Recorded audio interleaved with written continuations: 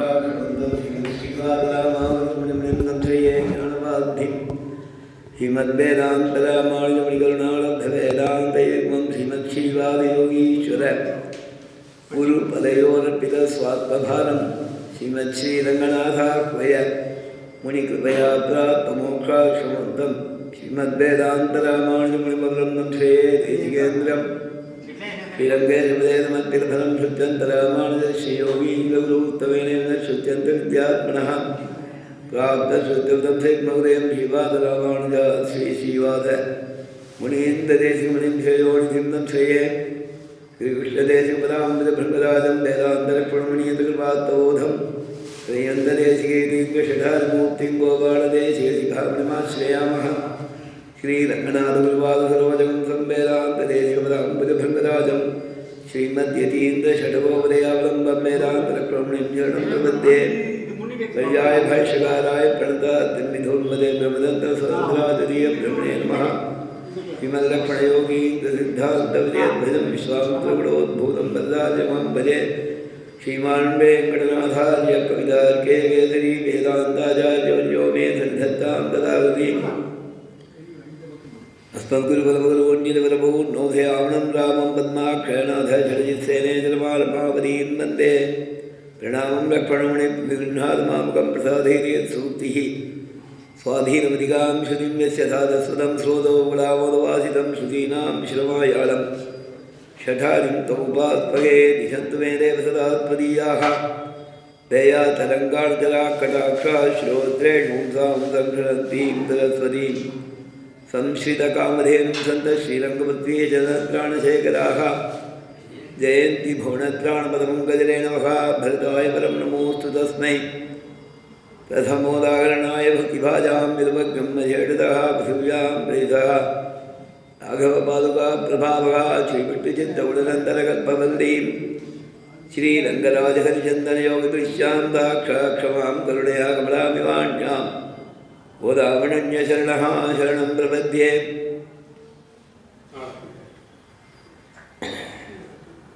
नीलादुङ्गस्तरीर्दली सुप्तमुद्बोध्यकृष्टं पाराक्ष्यं स्वं श्रुतिशतशिरसिद्धमुध्यापयन्ति स्वोच्छिष्टायां सजनिगणितं जाबलात्कृत्य भुङ्क्ते ओदादस्येन विनविनं भूये वास्तु भूयः அன்னவையர் புதுவையாண்டாளர்களுக்கு பண்ணு திருப்பாவை பல்வதியம் இன்னிசையால் பாடிக் கொடுத்தாள் நட்பாமாலை பூமாலை சூடிக் கொடுத்தாலை சொல்லு சூடிக் கொடுத்த சுடல் கொடியே தொல்பாவை வாடியுள்ள வல்லவல் படையாய் நாடிலே வேங்கடவர்க்கு என்னை விதி என்னை மாற்றும் நாம் கடவா வண்ணமேலர்க்கு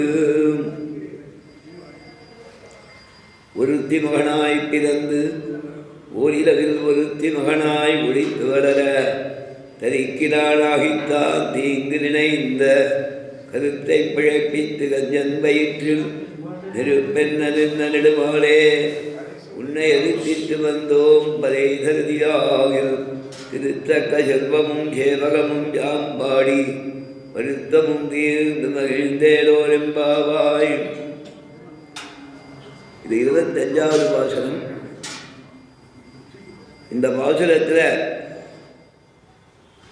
எம்பெருமானிடத்திலே சாட்சாதா பிரார்த்திக்கிறதாக உன்னை அருத்தித்து வந்தோம் பதை. முதல் பாசுரத்தில் நாராயணனே நமக்கே பெருதருவான்னா தோழிகளை விஸ்வாசம் ஏற்படுத்தி அவளை அழைச்சிட்டு போய் பெருமாளை எழுப்பி ஆஸ்தான மண்டபத்தில் வந்து எழுந்தருளும்படியாக பிரார்த்தித்து அவன் உட்கார்ந்து அதனுடைய மங்களாசாசனம் பண்ணி இப்போ அவனை நோக்கி கோவிந்தா நாங்கள் உன்னை அர்த்தித்து வந்தோம் பதைங்கிற வார்த்தையை ஸ்பஷ்டமாக இந்த இடத்துல பேசலாம். அதே பதை தருதியாகன்னு சொன்ன அந்த பதையை விஸ்தாரமாக பேசுறது அடுத்த பாசுரத்திலையும் அவன் கொடுத்து நாங்கள் பயனடைந்தோம்னு சொல்கிறத அதற்கடுத்த பாசுரத்தையும் சொல்கிறதா பாசுரங்களுடைய அமைப்பு இருக்குது. அப்படிங்கிறது இந்த பாசுரத்தோட சாராம்சம். சாட்சாதா நாச்சியார் பிரார்த்தனை பண்ணுறாங்க. பெருமாள் வந்து திவ்யாஸ்தானத்தில் உட்காண்டால் பல்லாண்டு பாடினான். அந்த பல்லாண்டு பாடுறதை பற்றி அழகாக ஆச்சாரியாலாம் அனுபவிக்கிறார். ஷட்விதமான ஷட்ரசோபேதமான அன்னஸ்தானம் இவர்களுக்கு அவனுக்கு பல்லாண்டு பாடுதல்.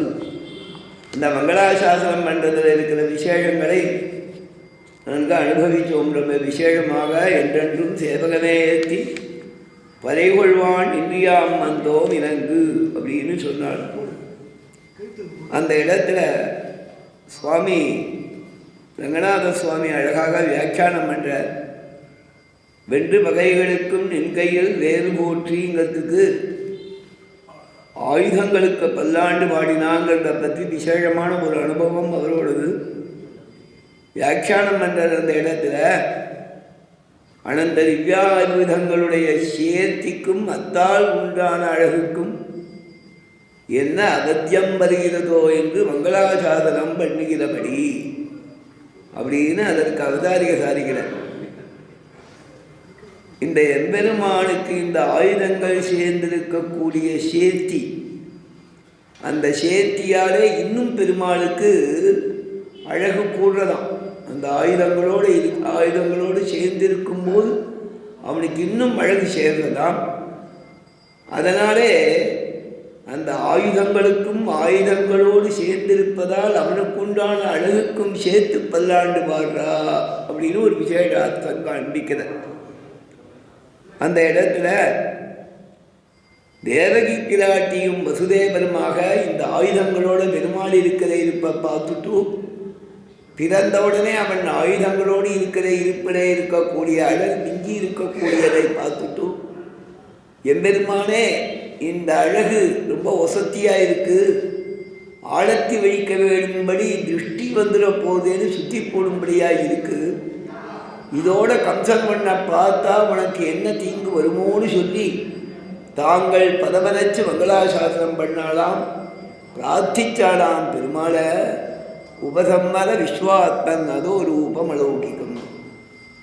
உன்னுடைய அழகான திவ்யமான வசந்த ரூபத்தை இந்த மாதிரி திவ்யமான ரூபமாக இருந்தாங்க சாமான்யமாக மனுஷ குழந்தையாக நீ ஆகணும்னு பிரார்த்திச்சாலாம். பிரார்த்தித்த உடனே பெருமாள் என்ன பண்ணார்? பிரார்த்தித்த உடனே உபசம்ஹிருதம், உடனே தன்னுடையதான அந்த ரூபத்தை தான் உடனே தான் எடுத்துட்டார்னாக்க ரூபத்தோட சேவை சாதிக்கல, ரூபத்தை தான் உள்ள அடக்கிண்டு பபூவ பிராகிருத சிசு, சாமானிய குழந்தையா அவர். வசுதேவருக்கும் தேவகிக்கும் அந்த மாதிரி சேவிக்கணும் பார்த்தா அவளுக்கு பழைய வளர்ந்த விஷயத்தை ஞாபகப்படுத்திட்டு அவதரித்தார். அதே மாதிரி அர்ஜுனன் பக்தனாக இருக்கிறவன் பிரார்த்திச்சான். பெருமாள் தன்னுடைய வைபவத்தை சொன்னார். இந்த உலகத்தில் எது சிறந்ததாக இருக்கோ அதெல்லாம் என்னுடைய அம்சங்கள். எத்யது விபூதிமது சத்வம் ஸ்ரீமது ஊர்ஜிதமேவா, எதது ஒரு விசேஷ சிறப்போடு இருந்து நன்கு பொலிகின்றதோ நன்கு பிரகாசிக்கிறதோ தத்ததேவ அவகச்சத்வம் மம தேஜோ அம்ச சம்பவம், அதெல்லாம் என்னுடைய அம்சமானதுன்னு தெரிஞ்சுக்கோன்னு சொன்னார். இது 10வது அத்தியாயம் கீதையில். 11வது அத்தியாய ஆரம்பத்தில் அவன் பிரார்த்தனை பண்ணுறான். மன்யசேரி தச்சக்கியம் மயா அதிருஷ்டுமிதி பிரபோ யோகேஸ்வரா ததோமேத்வம் தர்சய ஆத்மானம் அவ்யயம். அந்த மாதிரி லோகத்தில் இருக்கக்கூடிய விபூதிகள்லாம் உன்னதுன்னு சொல்றியே, லோகம் முழுதும் பரந்ததான உன்னுடைய உசந்ததான ரூபம் நான் பார்க்கலாம்னு உனக்கு தோணித்துனா நீ அதற்கு சேவை சாதிக்கணும், விஸ்வரூபனாக சேவை சாதிக்கணும், விஸ்வரூபத்தோடு நீ சேவை சாதிக்கணும், லோகத்தை வியாபித்த அந்த ரூபத்தோடு சேவை சாதிக்கணும்னு பிரார்த்தித்தான். உடனே பெருமாள் சொன்ன நகிமாம் சத்தியசே திருஷ்டும் அனேனைவ ஸ்வசக்ஷுஷா, உன்னுடைய இந்த கண் இருக்கு பாரு மாம்ச சக்ஷுஷ், இதனாலே என்னுடைய திவ்யமான ரூபத்தை நீ பார்க்க முடியாது. நகிமாம் சக்கியசே அனேன ஸ்வசக்ஷுஷா, இதுவும் என்னுடைய அனுகிரகத்தால் வந்ததா. கர்மாதீனமாக நமக்கு ஏற்படக்கூடிய சரீரங்கள் இந்திரியங்கள் எம்பெருமானது சங்கல்பத்தால் வர்றது தான். அது கர்மாவால் ஏற்பட்டது, அது லோக விவகாரத்துக்காக ஏற்பட்டது. அதனாலே மதிய அநாதிகர்ம பிரபுத்தாம் பகவத் ஸ்வரூப திரோதானகரீம் விபரீத ஞானஜரணீம் சுவிஷயாயாச்ச போக்ய புத்தே ஜரணீம் தேக இந்திரியத்வேன சதன போக்யத்வேன சூக்மரூபேண ச அவஸ்திதாம். நம் கண் முன்னாலே இருக்கக்கூடிய போக்கிய பதார்த்தங்களும் பிரகிருதியாலே ஆனது.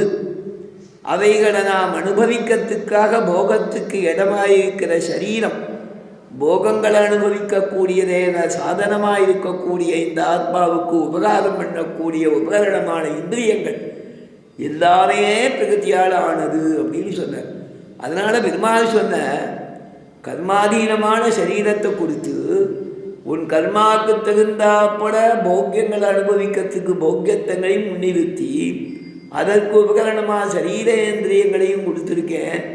இந்த கண்ணால் கர்மாவால் வரக்கூடிய பலன்களுக்கு இது உபயோகமாக இருக்குமே தவிர திவ்யமான விஸ்வரூபத்தை சேவிக்கிறதுக்கு இந்த கண்ணால் முடியாது. அப்போ என்ன பண்ணுறது? நீ சொல்லமாட்டியா, உன் சேவை கிடைக்காதான்னு கேட்குறியா? அப்படி இல்லை, சொல்கிறேன் கேளு. திவ்யம் ததாமி தேச்சக்ஷு, என்னுடைய சங்கல்பத்தாலே திவ்யம் சக்ஷு, என்னுடையதான விஸ்வரூபத்தை பார்க்கும்படியான பிரபாவம் உள்ள தெய்வீகமான சக்ஷுஸோ உனக்கு தரேன். அந்த சக்ஷுஸால பஷ்யமே யோகம் ஐஸ்வரம், என்னுடைய ஈஸ்வரத்தன்மையை காண்பிக்கக்கூடிய அந்த விபூதிகள் மொத்தமும் என்னுடையதுன்னு சொல்லக்கூடிய அந்த அனுபவத்துக்கு காரணமானதை நீ பார்க்கலாம், அதை அந்த விஷயத்தை நீ பார்க்கலாம்னு சாதிச்சார் பெருமாள். உடனே அந்த திருஷ்டியை தந்த உடனே பெருமாள் பெரியசாக சேவை சாதிக்கிறார். அவன் பார்க்கலாம், எங்கே பார்த்தாலும் கையாக இருக்குது, சரீரமாக இருக்குது, தலையாக இருக்குது, அநேக பாகு, அநேக உதரம், அநேக பக்திரம், அநேக நேத்திரம். ஏகம்னா ஒன்று, அநேகம்னா நிறையா. அநேகம் பேர் வந்திருந்தானா நிறையா பேர் வந்திருந்தா. அநேக வழிகள் அப்படின்னா பல வழிகள்.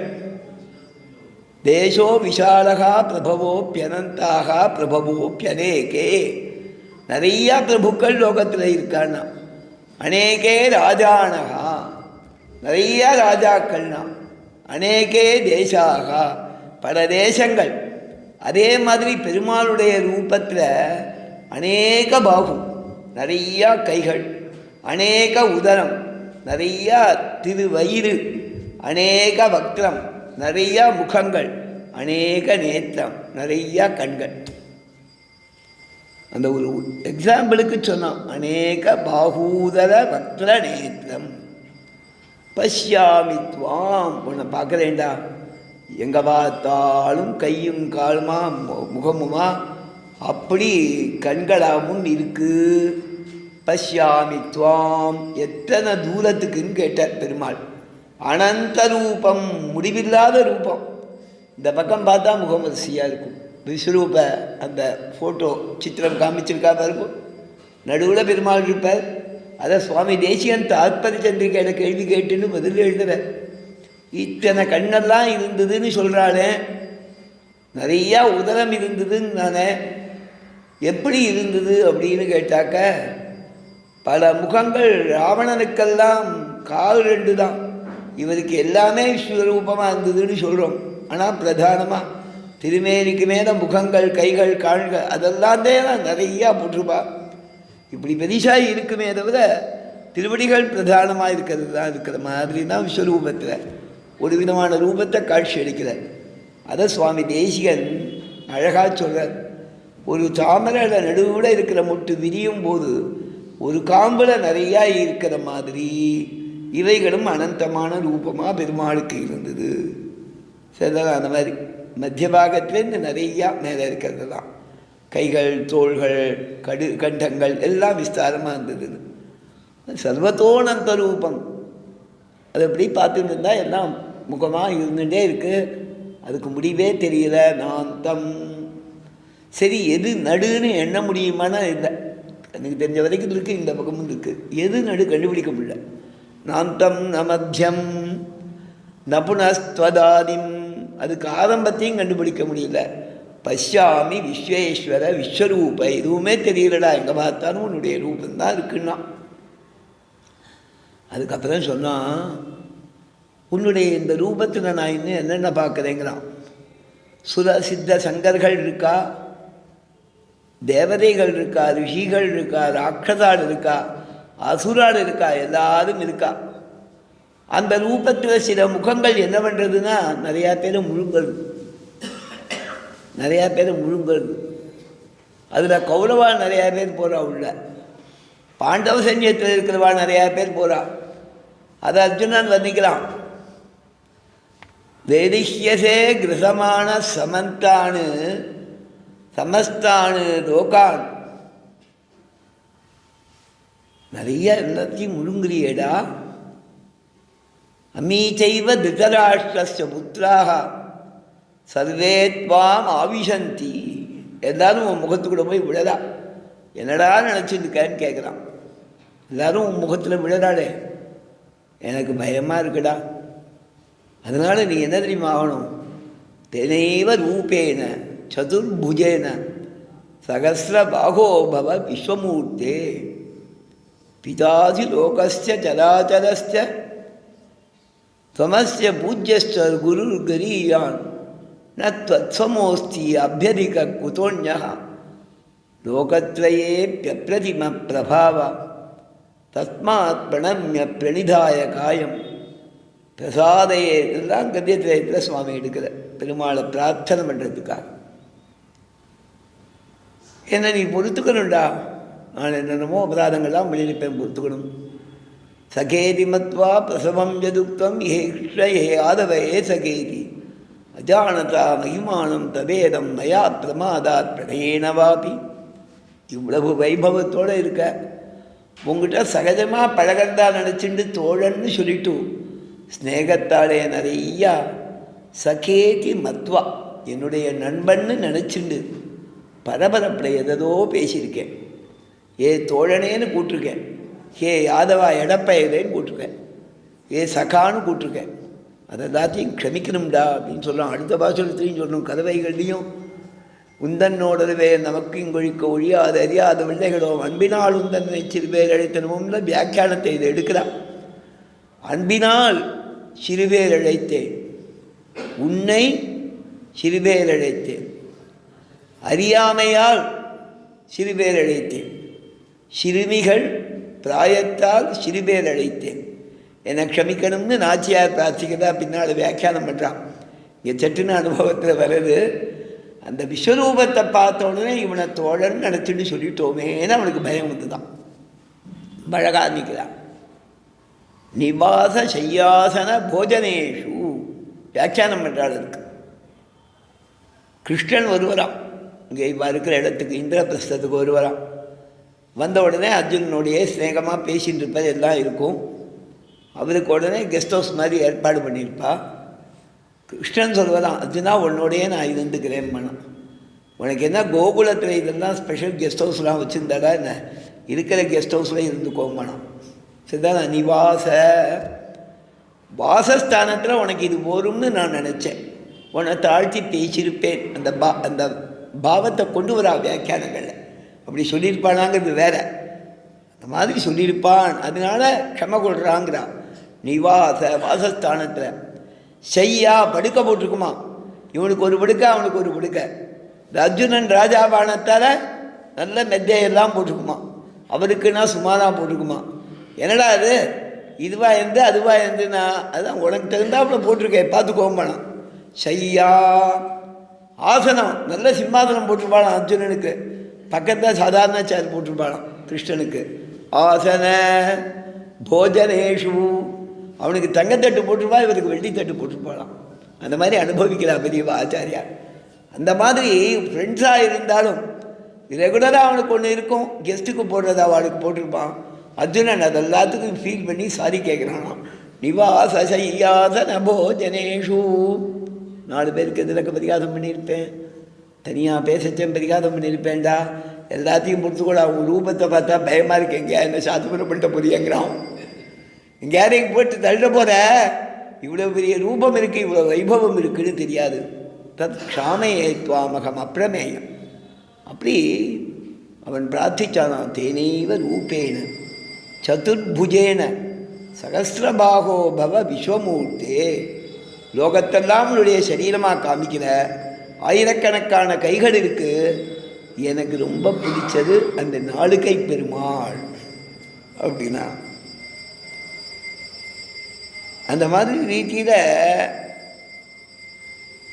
ஆயுதங்களோடு சேர்ந்து இருக்கிற அந்த அழகை பார்த்துட்டு இதில் திருஷ்டி பெற்ற போது கம்சனிடத்திலிருந்து பயம் வர போகுதுன்னு தேவகி பிரார்த்திச்சாளே சுவாமி கண்ணா, நீ உடனே உன்னுடைய ரூபத்தை பழைய ரொம்ப சாதாரண ஒரு குழந்தை மாதிரி ஆக்கிண்டியோ, அந்த மாதிரி உபசம்ருத்தம் தர்சனீயமாயும் இருக்கிற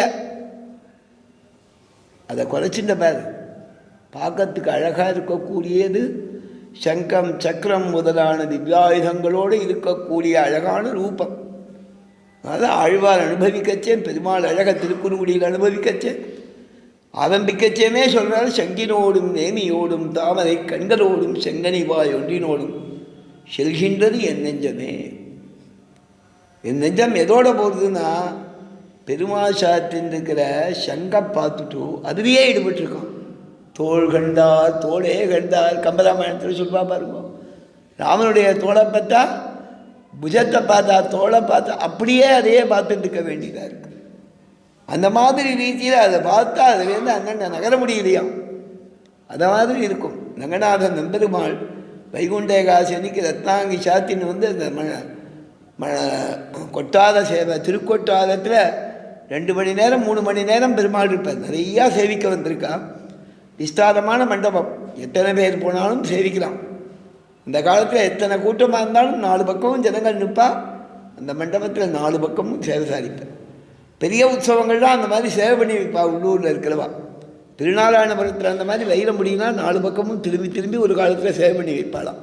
இந்த காலத்தில் எல்லாத்துக்கும் யந்திரம் உண்டு வருது. அதுக்கு ஒரு அழகான ஒரு யந்திரம் மாதிரி வச்சுருக்கா.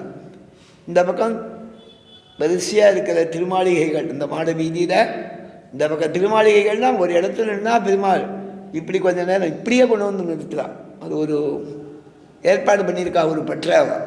அந்த பற்றையிலேயே அது ரொட்டேஷனாக இருக்கக்கூடிய ஒன்று. பின்பக்கம் திரும்புகிற மாதிரி வைக்கலை, செமி சர்க்குலராக அது ஃபோக்கஸ் ஆகும். அந்த மாதிரி பெருமாள் நம்மளை கடாட்சிக்கிற மாதிரி அப்படி வந்து நிற்பார் கருடாரூடனாக. வயிறு முடியல கருடாரூடனாக பெருமாள் சேசாரிப்பார். மேலே வயிறு முடி, கீழே கருடன். அந்த வாகனத்தில் வந்து அப்படி நம்ம கண் முன்னால் நிற்கிற மாதிரி அப்படி இருப்பார். அழகாக செய்திக்கலாம். அது மாதிரி இந்த பக்கம் கொஞ்சம் நேரம் நின்றுட்டு அந்த பக்கம் அப்புறம் ஒரு 10 அடி நகர்த்திட்டும் அந்த பற்றையை திருப்பி அடுத்த திருமாளிகை முன்னாடி இப்படி இந்த பக்கமும் திருமாளிகை இருக்கும். இப்படி எல்லா பக்கமும் அது மாதிரி ரங்கநாதனுக்கு பட்டறையெல்லாம் கிடையாது. அவருக்கு திருத்தோழியே தான் பெருமாள் எழுப்பார். மற்ற ஊர்கள்லாம் உற்சவம் அப்படின்னா பெரிய பட்டறை ஒன்று ரெடி பண்ணுவான். அது ஒரு இடத்துல ரொம்ப நேரம் பெருமாள் இருக்கணும்னா அதை போட்டுவிட்டா யாருமே கையில் வச்சுட்டு வேண்டாம். பெருமாளை தோளில் தாங்கிட்டே இருக்க வேண்டாம். அதில் 4 பக்கமும் அதில் கீழே பீட்டம் இருக்கும். அதனால் அது அப்படியே நிற்கும், பலிஷ்டமாகவும் இருக்கும்.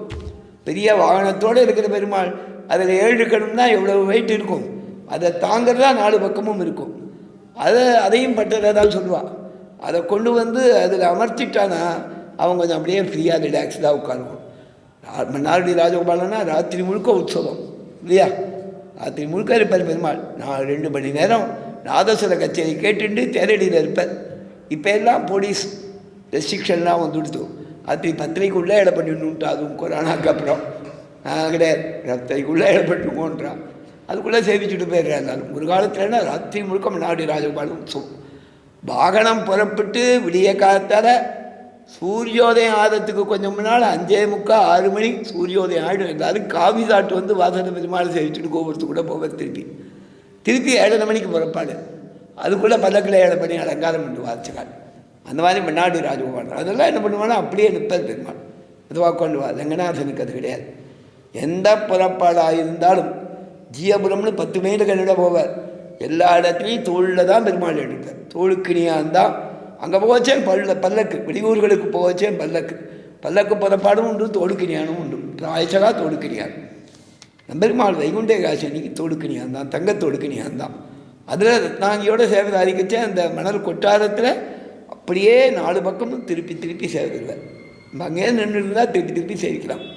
அப்போ அதை பார்த்தா பெருமாளுடைய அந்த ரத்னாங்கியில் சங்கினோடும் நேர்மையோடும் தாமரை கண்களோடும் செங்கடி வாயினோடும் செல்கின்றதுன்னு எம்பெருமான் அவ்வளோ அழகாக இருக்கும். அந்த ரத்னாங்கியில் திருக்குடந்தாண்டவன் சாய்ச்சாகும்.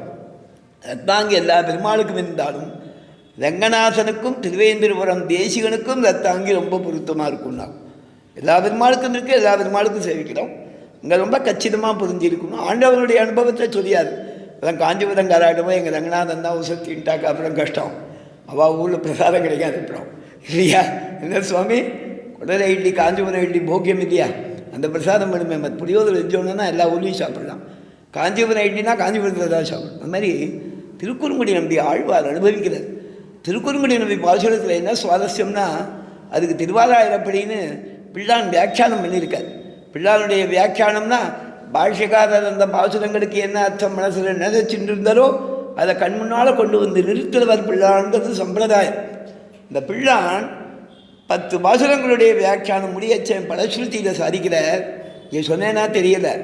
திருநாட்டை காட்டிலும் விபவாவதாரத்தை காட்டிலும் சௌந்தர்யத்திலே பரத்வம் வெளிப்படுவது திருக்குறுங்குடியிலேங்கிறார். அழகிலேயே தான் பலன்னு காமிப்பான். அழகால சுலபன் சௌசீல்யத்தை காமிக்கிறான். அழகால நான் பெரியவன்னு காண்பிக்கிறேன்னா அது திருக்குறுங்குடியிலேன்னு அழகாக அனுபவிக்கிறாருங்க. சௌந்தர்யத்திலே பரத்வம் திருக்குறுங்குடியிலே அப்படிங்கிற ஆழ்வார் அனுபவம். நல்ல பெரிய அத்தியாபகர் ஒருத்தரை கேட்டேன், சுவாமி ஆழ்வார் பெருமாள் அழகை எதில் ரொம்ப நன்னா வர்ணிச்சிருக்காருன்னா, சுவாமி திருக்குறுங்குடி பாசுரம்னு அவர் வியாக்கியானத்திலே எழுதிட்டாரு சுவாமி, அதுக்கு மேலே என்ன சொல்கிறது. அந்த மாதிரி அந்த ஒவ்வொரு பாசுரத்துலேயும் அந்த பெருமாளை 2 வரிகளில் அந்த அழகை வர்ணிக்கிறதே பெரியசா இருக்கும் திருக்குறுங்குடி பாசுரத்தில். அது மாதிரி சங்கினோடும் செல்கின்றது, நேமியோடும் செல்கின்றது, தாமரை கண்களோடும் என் நெஞ்சம் செல்கின்றதுன்னு அனுபவிக்கும்படியா அதை சொல்கிறாடிங்க. இந்த திவ்யாயுதங்களோட பெருமாள் இருக்கச்சே அந்த சேர்த்தி சங்கொடு சக்கரமேந்தும் தடக்கையன் பங்கைய கண்ணானேனா, இந்த சங்கொடு சக்கரமேந்தும் தடக்கையன் பங்கைய கண்ணான் அந்த இடங்கள் அனுபவிக்கிறான். இந்த சங்கு சக்கரம் தரிச்சுட்டு தாமரை கண்களாய் இருக்கச்சே 3மே அழகாக இருக்கான். சங்கு சக்கரமும் அழகாக இருக்கான், தாமரை கண்களும் அழகாக இருக்கான். இந்த 3ம் அப்படி. சில படங்கள்லாம் போடுவா பாருங்கோ, கார்ட்டூன் படித்தா ஒரு அவுட்லைன் ஒவ்வொருத்தருக்கு ஒவ்வொன்று. கார்ட்டூனில் என்ன சுவாரஸ்யம்னா, ஒரு காலத்தில் கண்ணாடியும் கைத்தறியும் போட்டால் அது மகாத்மா காந்தியா, வேற ஒன்றும் போட்டிருக்க மாட்டான்.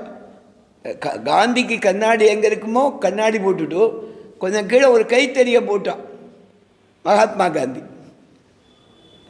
அந்த இடுப்பு முழங்கா வரைக்கும் துணி இருக்கிற மாதிரி கட்டி விட்டா அது மகாத்மா காந்தி.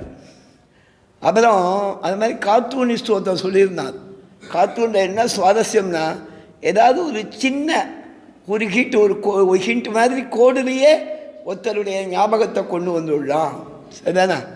அதே மாதிரி கூலிங் கிளாஸும் தொப்பியும் போட்டால் எம்ஜிஆர்னு ஒரு அபிப்பிராயம். ஒருத்தர் அந்த மாதிரி ஒவ்வொரு ஊரில், இந்த ஊர்லேயும் ஒன்று இருக்கும், என்டி ராமராவுக்கு கிருஷ்ணர் போட்டுட்டா அது என்டி ராமராவுன்றாங்க.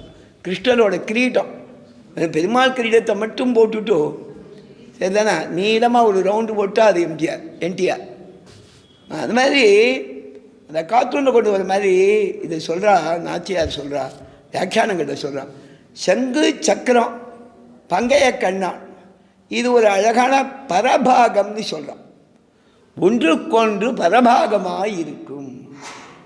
ஒன்றுக்கொன்று பரபாகம்னா என்ன அப்படின்னு கேட்டால், ஒரு மண்டபத்துக்கு அழகு பின்பக்கம் ஒரு கர்டன் கட்டுவான். ஒரு ஸ்டேஜ் வேணும்னா பின்னாடி ஒரு கர்டன் வேணும்.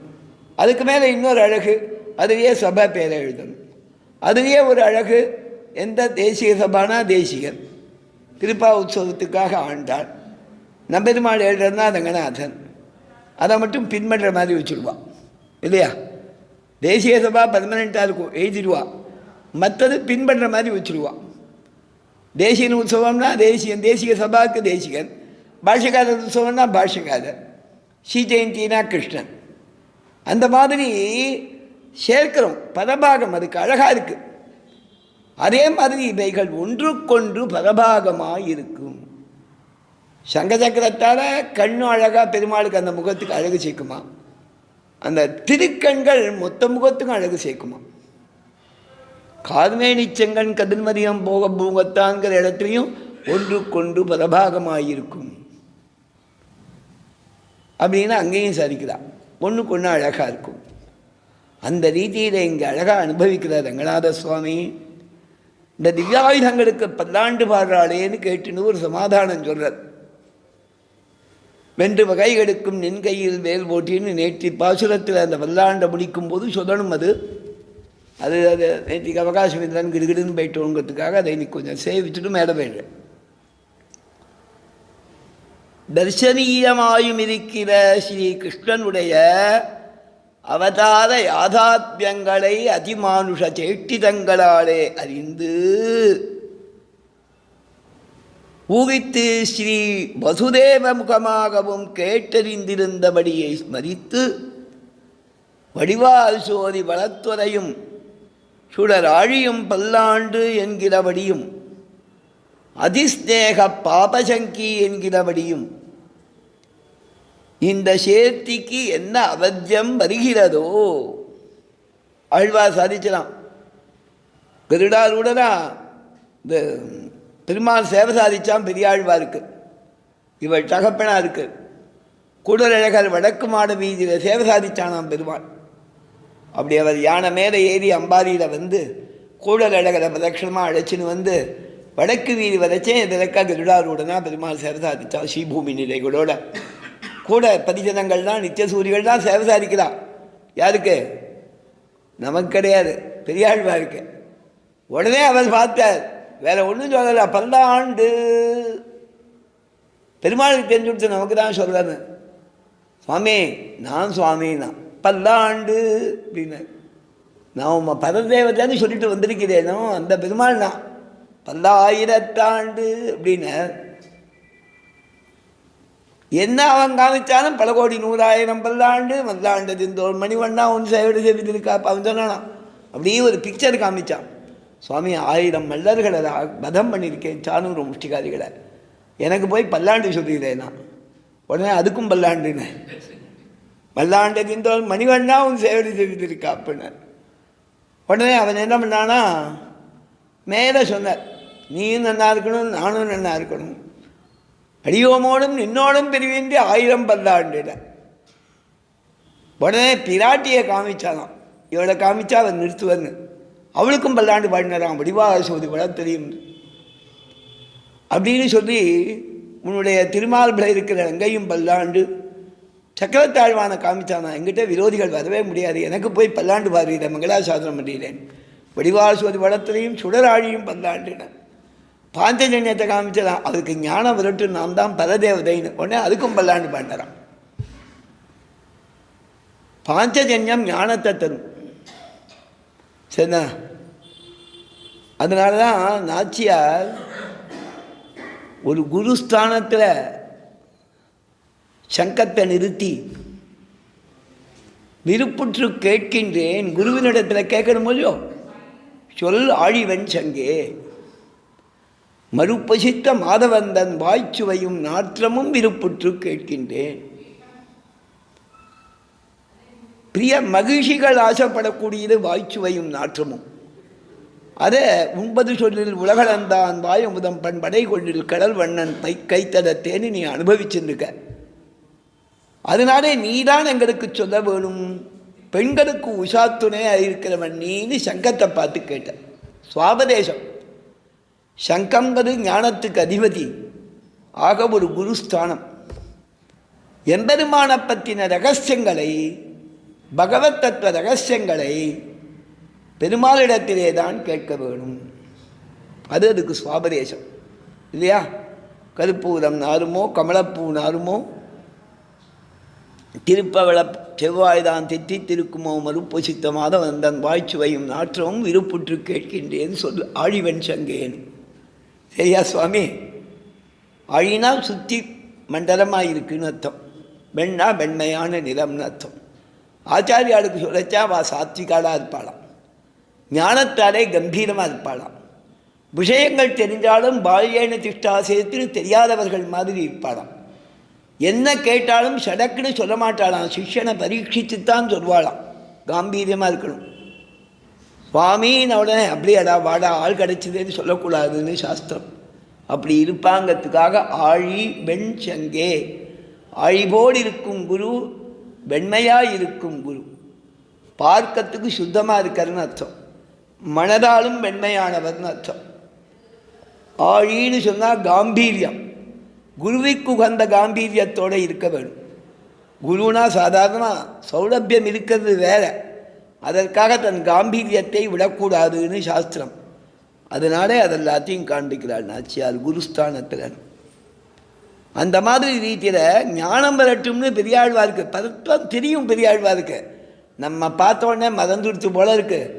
இந்த சங்கத்தை காமிச்சா உடனே அவருக்கு ஸ்மரணம் வரும்னா அதுக்கும் பல்லாண்டுன்னு. அது ஏன்னா அதிஸ்நேக பாபசங்கி ஸ்ரீபூமி நிலைகளோடு வந்திருக்கான். நிச்சசூரிகள் வந்திருக்கா. மற்றவாளுக்கு தெரியுதானே இவருக்கு தெரியாது. என்ன ஆயிடுமோ அந்த பெருமாளுக்கு பல்லாண்டு பாடுவோன்னு மங்களாத சாசனம் ஒரு காப்பு பண்ண. அந்த மாதிரி ரீதியில் இங்கே வியாக்கியானத்தில் எழுதுகிற அதிஸ்நேக பாபசங்கி என்று வடிவாசோதி வளத்துறையும் சுடராழியும் பல்லாண்டு என்கிறபடியும் இந்த சேர்த்திக்கு என்ன அவத்தியம் வருகிறதோ. எந்த சேர்த்திக்கு? உலகமளந்தான் அவன் திருவடிகளுக்கு, தென்னிலங்கை செற்றான் அவன் திரளுக்கு, சகலமுதைத்தவன் புகழுக்கு, கன்று குனிதாயிருந்தவன் கழலுக்கு, குன்று குடையாயெடுத்த குணத்துக்கு, பகைகளுக்கும் வேலுக்கு. இது இத்தனையும் அவங்ககிட்ட சேர்ந்திருக்கு. வசத்தியான ஆயுதங்கள் பக்தர்களுக்காக காரியம் செய்தல், தேவர்களுக்காக காரியம் செய்தல், மன்னியங்கிற விரோதத்தை அறுத்தல், இத்தனையும் சேர்ந்திருக்கிற இந்த பெருமாளுக்கு என்ன அவத்தியம் கெடுதல் வருமோன்னு பதச்சு பல்லாண்டு பாடினா அப்படின்னு வியாக்கியானத்தில் காண்பிக்கிறா. அதிஸ்நேக பாபசங்கி என்கிற நியாயத்தாலே அசுர விடயத்தில் பிரயோகிக்கும் போது இந்த சேர்த்திக்கு என்ன அவத்தியம் வருகிறதோ என்று சங்கித்து தன் பிரகாச தரிசன மாத்திரத்தாலே தானே சுவாஸ்ரித விரோதிகளை ஜெயித்து பராஜிதராக்கி ரசிப்பிக்க சக்தனான நின்றிருக்கைக்கு. முதல்ல 5 பல்லாண்டு பாடிட்டா. ஆயுதத்துக்கே பல்லாண்டு பாடுறாங்கிறதுக்கு அவர் காரணத்தை சொல்கிறார். பெருமாளுடைய அழகு குணங்கள் இந்த சேர்த்திக்கு என்ன கஷ்டம் வரதோன்னு நினச்ச உடனே தங்கிட்ட இருக்கிற ஆயுதங்களை காண்பிச்சா தானே விரோதிகளை போக்கிட முடியுங்கிற எண்ணத்தாலே பெருமாள் ஆயுதத்தை சாத்தின்னு இருக்காங்கிற எண்ணத்தில் வேறுங்கிற ஆயுதத்தை காமிக்க இவள் தகப்பனா சகத்தாழ்வான காமிச்ச உடனே அவர் பல்லாண்டு பாடின மாதிரி இவளும் அந்த ஆயுதம் சேர்ந்துருக்கிறது தான் அழகாக இருக்கு. அதுக்கு என்ன வத்தியம் வருமோ, என்ன குறை வந்துருமோ, என்ன கஷ்டம் வருமோன்னு நினச்சிட்டு அவள் பல்லாண்டு பாடினா வென்று பகையை கிடைக்கும் நின் கையில் வேல் போற்றிங்கிறத இங்கே சாதிக்கிறார். அதுக்கு மேலே அதுக்கு உள்ளர்த்தம் என்னன்னா, இத்தால் எங்கள் அனிஷ்ட நிவர்த்தியும் இஷ்ட பிராப்தியும் அனாசிரித்த நிரசனைக ஸ்வபாவமான உன் திவ்யாயுத மங்களாதீனம் என்றதாயிற்று.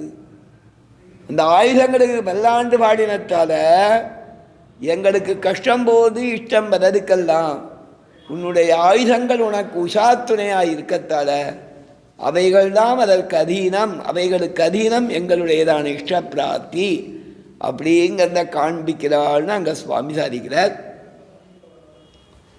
சிம்மாசனத்தில் வர சொன்னால் மங்களாசாசனம் பண்ணால் கண்ணனை பார்த்து பிரார்த்திக்கணும்.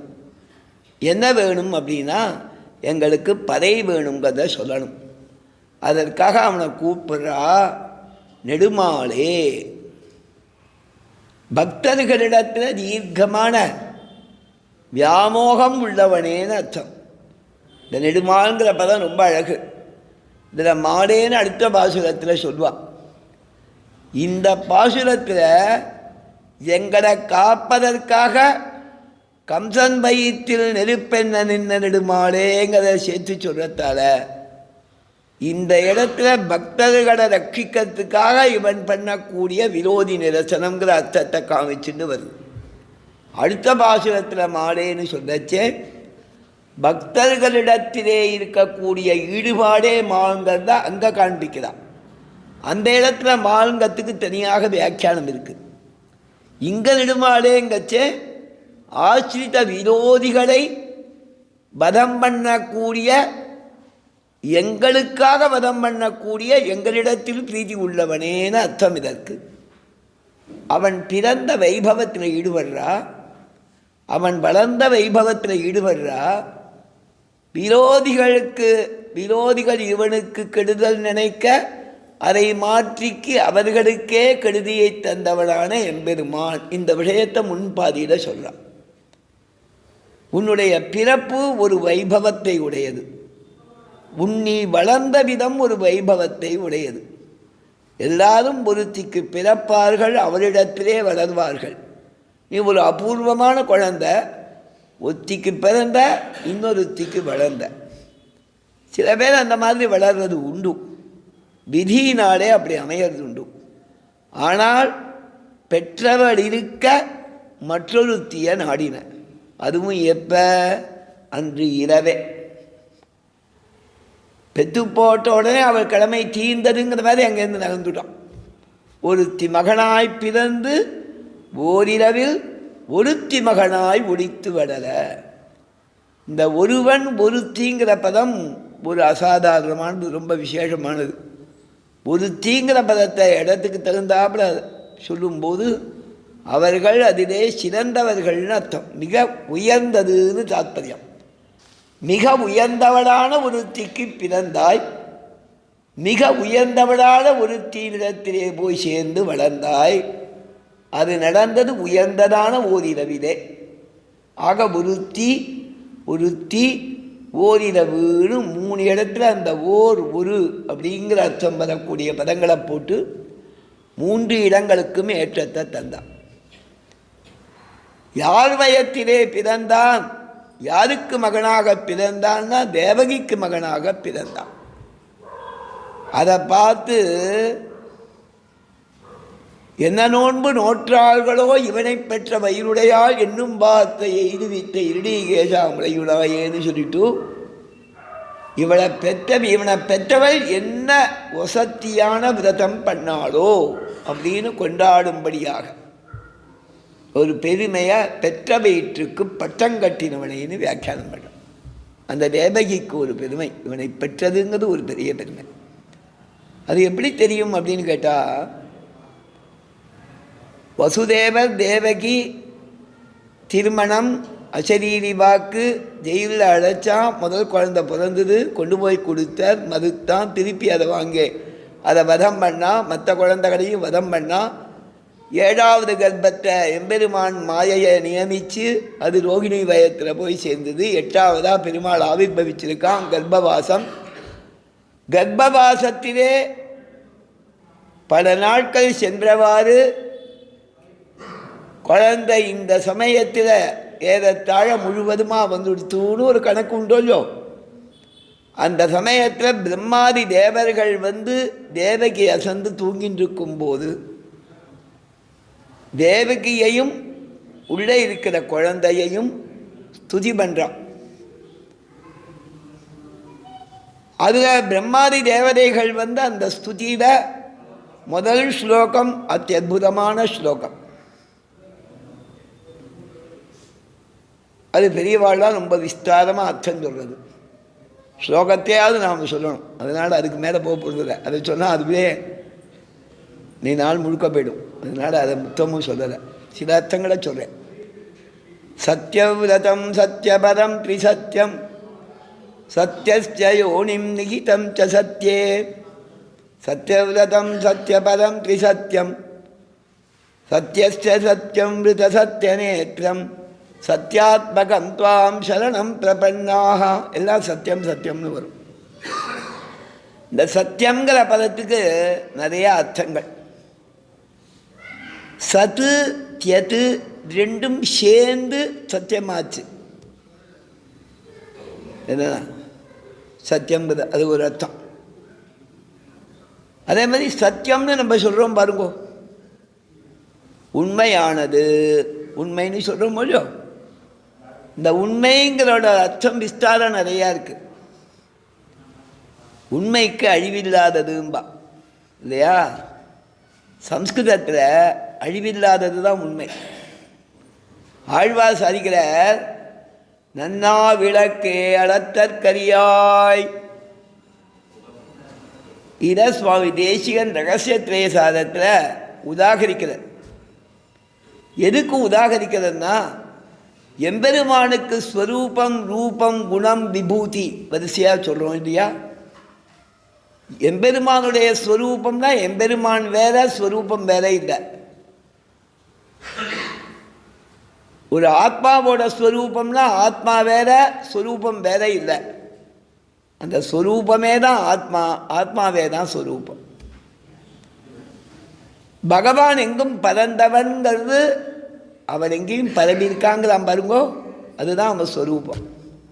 அதை நிரூபிக்கிற தர்மங்களா அவனுடைய தன்மைகளை சொல்கிறது. அழிவில்லாதவன், அழிவில்லாததுங்கிறத எப்படி ஃபார்ம் கொடுக்க முடியும்? அதுக்கு அழிவில்லாததுங்கிறது அதோடைய ஒரு சுபாவம்.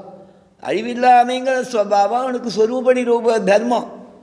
எதை கொண்டு ஈஸ்வர தத்துவத்தை நிரூபணம் பண்ண முடியுமோ, பிரம்ம தத்துவத்தை பற்றி லோகத்தில் சொல்ல முடியுமோ, அது ஸ்வரூப நிரூபக தர்மம். அந்த ரீதியில் பார்த்தா அழியாத தத்துவங்கிறது தான் சத்தியங்கிற பதத்துக்கு அர்த்தம். அதை ஆழ்வார் நன்னா அப்படின்னு சொல்ல. நன்னா நந்தா, நன்னாங்கிறது தப்பாக சொல்லிட்டேன், நன்னா இல்லை, நந்தா விளக்கே அளத்தற்கரியார், அளத்தற்கரியாய் பிரம்ம தத்துவத்தை சொல்கிற வாக்கியம். நந்தா விளக்கு, நந்தா விளக்குன்னா அழியாத விளக்குன்னு அர்த்தம். திருக்கோயில்களில் நந்தா விளக்குன்னு ஒன்று வைக்கிறது உண்டு. அது நாள் முழுக்க எரிஞ்சுட்டு இருக்கும், தொடர்ந்து எரியும்.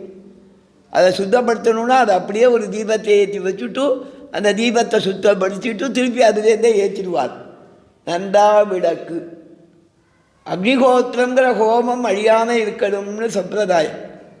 அதற்காக அந்த அக்னிஹோத்திர வேரி, அந்த 3 வேரிகளையும் சுத்தப்படுத்தணும்னா, நாவல்பாக்கத்தார் சுவாமிகளுக்கு தெரியும், நல்லா சுத்தப்படுத்தினா அந்த அக்னியை எடுத்து ஒரு கலசத்தில் அதுக்குன்னு வச்சுருப்பான்.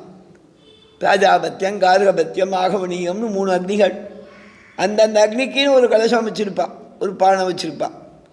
அதில் அந்த அக்னி இருந்துகிட்டே இருக்கிறதுக்குன்னு ஒன்று எடுத்து சேர்த்துட்டு அதில் இருக்கக்கூடிய கீழே சேர்ந்திருக்கிறது பஸ்மமான அந்த ஹோம திரவியங்களுடைய பஸ்மாவை எடுத்துட்டு திருப்பியும் அதில் திரவியங்கள் சேர்த்து இதை சேர்த்துட்டானா அதே அக்னி ஜுவாலை தொடர்றது. அதனால் அந்த அக்னி அழியாமல் இருக்குன்னு சம்பிரதாயம். இதே மாதிரி நந்தா விளக்கு பெரிய திவ்ய தேசங்களில், திவ்யாலயங்களில், பெரிய கோயில்களில் அந்த மாதிரி ஏற்றி வைக்கிறது உண்டு. நந்தா விளக்கு. அரண்மனைகள்லாம் கூட நந்தா விளக்கு உண்டு. நாள் முழுக்க பிரகாசம் இருக்க வேண்டிய இடங்களுக்கு அந்த மாதிரி வைப்பா. ஆனால் கோயில்களில் தான் விவகாரம் நந்தா விளக்குன்னு அதுக்கு பேர். நந்தானா அழியாதன்னு அர்த்தம். ஆழ்வார் சாதிக்கிறார், நந்தா விளக்கே, நந்தானா அழியாதன்னு அர்த்தம். நாசரகிதம், அழியாத வஸ்துன்னு அர்த்தம் சத்தியங்கிற பதத்துக்கு. தீபங்கிறதுக்கு விளக்கு. தீபம் எப்படி பிரகாசமோ அந்த மாதிரி பகவத் ஸ்வரூபம் ஸ்வயம் பிரகாசம். தீபம் பகவானுடைய ஸ்வயம் பிரகாசத்துவங்கிற தர்மத்தை தான் ஸ்வரூப நிரூபகமாக ஞானம்னு சொல்லியிருக்கோம். சத்தியம் ஞானம் அனந்தம் பிரம்ம. சத்தியம் ஞானம் அனந்தம். பிரம்மங்கிறது வஸ்து. சத்தியம் ஞானம் அனந்தம்னு சத்தியத்துவம் ஞானத்துவம் அனந்தத்துவங்கிறது அதனுடைய ஸ்வரூப நிரூபக தர்மங்கள். அதே மாதிரி ஆனந்தோ பிரம்மன்னு ஆனந்தத்துவம்னு ஒரு ஸ்வரூப நிரூபக தர்மம். அமலம் பிரம்மன்னு அமலத்துவம்னு 5 ஸ்வரூப நிரூபக தர்மங்கள் 3 மதத்தவர்களும் ஒத்துக்கக்கூடியது. சத்தியத்துவ ஞானத்துவ அனந்தத்துவ ஆனந்தத்துவ அமலத்துவங்கிறது 3 பாஷ்யங்களையும் ஒத்துண்டுக்கான். விசிஷ்டாத்வைத பாஷ்யம், துவைத பாஷ்யம், அத்வைத பாஷ்யம் எல்லாரும் ஒத்துக்கக்கூடியது ஸ்வரூப நிரூபக தர்மம். அதில் விவகாரமே கிடையாது. அந்த ஸ்வரூப நிரூபக தர்மத்தை சத்தியங்கிற பதம் அழியாததுன்னு அர்த்தம். இந்த இடத்துல சத்தியவிரதம், சத்தியபதம், திரிசத்தியம், சத்தியஸ்யோனிம் நிகிதம் ச சத்தியே சத்தியஸ்ய சத்தியம் ரித சத்தியநேத்வம் சத்தியாத்மகம் துவாம் சரணம் பிரபன்னாக. அந்த மாதிரி ரிதத்தையும் சத்தியத்தையும் கண்ணாக உடையவன் ஒரு அர்த்தம். சந்திரசூரியர்களை கண்ணாக கொண்டவன் அந்த இடத்துல அர்த்தம் சொல்கிறான். சத்தியாத்ம கண்ணு சொல்ல சேர்ந்தால் அந்த ஸ்வரூப நிரூபக தர்மத்தை எடுத்துட்டு அழியாமல் இருக்கக்கூடிய தத்துவம் அப்பேற்பட்ட ஒன்றை சரணமடையறேன்னு வியாக்கியானம் பண்ணுறா. பாகவத வியாக்கியானங்களில் பிரமாதமாக அதை ஒவ்வொரு சத்திய பதத்துக்கும் வேதங்கள்லேருந்து பிரமாணம் காண்பித்து அர்த்தம் பண்ணுறான். எதற்கு இதை சொல்லேன்னா, ஒருத்தி மகனாக ஆனாம் பாருங்கோ, அந்த பிரம்மாதிகளுடைய ஸ்துதி பிரம்மா பண்ணுற ஸ்துதியில், அந்த தேவர்கள் பிரம்மாமுகமாக பண்ணக்கூடிய ஸ்துதியில் தேவகியையும் ஸ்தோத்திரம் பண்ணுறான். அம்மா, லோகத்தெல்லாம் தாங்கிறவனை நீ உன் திருவயிற்றிலே தாங்குகிறாய். இந்த பெருமை உலகத்தில் யாருக்கும் கிடைக்காதோ, என்ன நோன்பு நோற்றார்களோ இவனை பெற்றவையுடையாள் என்னும் வார்த்தையை எய்துவித்த இருடீகேசா பிரகினாயே. தாம் கர்ப்பாத்மகம் ததார அப்படின்னு வாக்கியம் வருது ஸ்ரீபாகவதத்தில். லோகத்தெல்லாம் தெரிக்கிறவன் எம்பெருமான், அதுகளுக்கெல்லாம் ஆசிரியமாக ஆதாரமாக இருக்கிறவன், அவனுக்கு ஆதாரமாக நீ தாங்கிட்டு இருக்கம்மா. உன் பெருமை தன்னிகர் இல்லாததுன்னு சொல்லக்கூடியதா அந்த ஸ்துதியில் வருது. அது ஒருத்தி மகனாய் பிறந்து நிறையா விரதங்கள் அனுஷ்டித்து ஒரு பிறவி வேணால் பெருமாளை பெறலாம். தேவகிக்கு தான் 3 பிறவிகளில் பிள்ளையா அவனை பெரும்படியான பாக்கியம் கிடைச்சிது. இது பெருமாளே எழுதி தரார் அவளுக்கு சொல்கிறார்.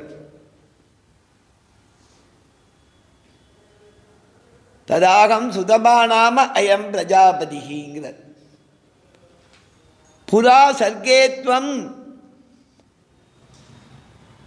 சுதபஸ்னு இவர் ஒரு பிரஜாபதியாக இருந்தார் வசுதேவர். அப்போ பிருஷ்ணின்னு இருந்தார். நான் பிருஷ்ணி கர்ப்பனாக பிறந்தேன். அப்போ தான் நீ ஒரு தபஸ் பண்ணி மோட்சத்துக்காக 2 பேரும் தபஸ் பண்ணேன். நான் எதிர வந்து நின்னேன். தபஸுக்கு சந்தோஷப்பட்டு என்னோட அழகை பார்த்தேன். இப்போ என்ன கேட்கணும்? மோட்சம் வேணும்னு தபஸ் பண்ணுவா? என்ன சுவாமி, மோட்சம் வேணும்னு தபஸ் பண்ணால் என்ன கேட்கணும்? மோட்சம் வேணும்னு கேட்கணும். ஸ்லோகம் சொல்கிறார் பாகவதத்தில் இருக்கு, நவபுராதே பவர்க்கம் மே மோகிதோ மம மாயையா. எங்கிட்டேருந்து அப்பவர்க்கம் மோட்சம் வேணும் நீங்கள் கேட்கல, மறந்துட்டேன்.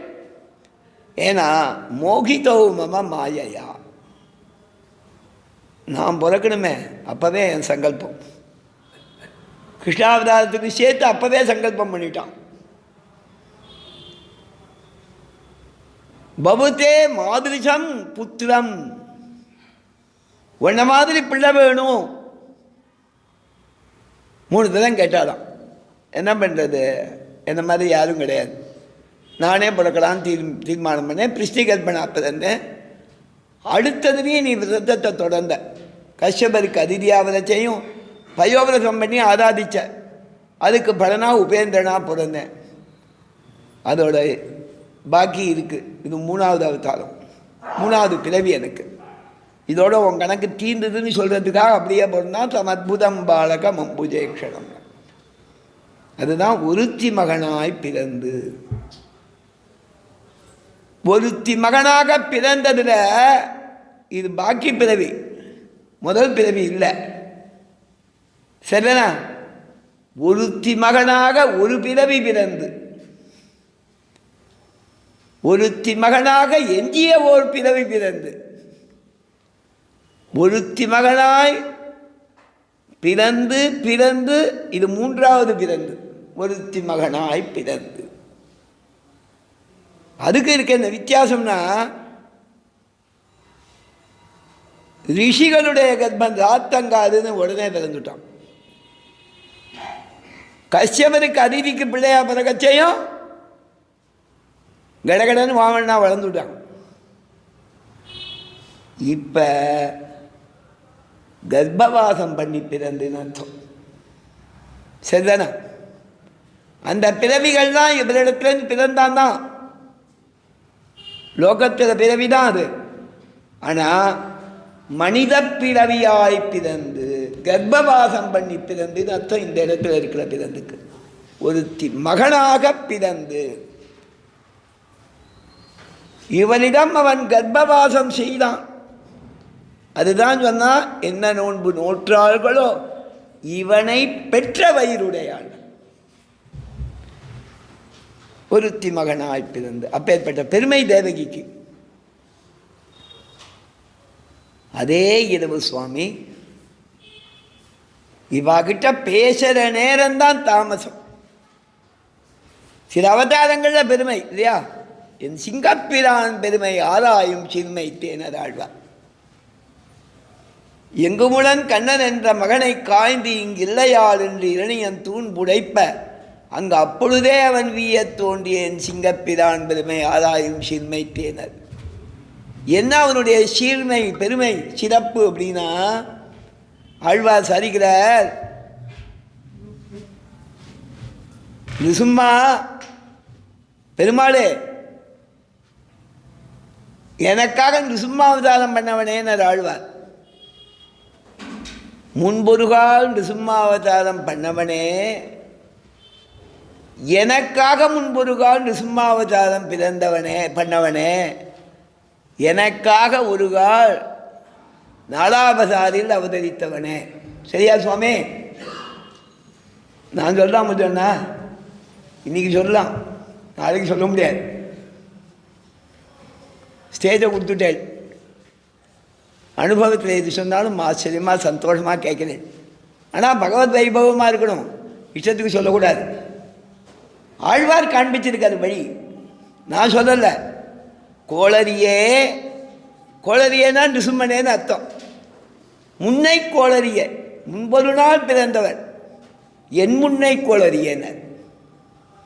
அவரை பார்த்து பேசுகிற முடியாதறியன் எனக்கு, எனக்காக நீ அப்போ அவதாரம் பண்ணி வச்சிருக்க, எனக்கு எது முடியாது. ஆழ்வார் கேட்கிறது எப்போ? உன்னை உபாசனம் பண்ணா மனசு வாக்கு காயங்களாலே உன்னையே ஆராதித்தாள். தூயோமாய் வந்து தூமலர் தூவி தொழுது வாயினால் பாடி மனத்தினால் சிந்திக்க என் முன்னை கோளறியே முடியாததன் நினைக்க.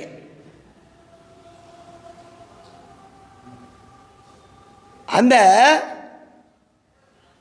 தூமலர் தூவி தொழுது தொழுது வாயினால் பாடி பாடி மனத்தினால் சிந்திக்க சிந்திக்க அந்த மனோபாக்காயங்களுடைய செயல வியாபாரத்தை என் முன்னை கோளறியன்னு வர பாசுரத்தில் வேற மாதிரி சாதிக்கிறார் ஆழ்வார். சிலத்தை விஸ்தாரப்படுத்துகிறார், சிலதை சுருக்கிறார். நாச்சியார் சொல்லியிருக்கா,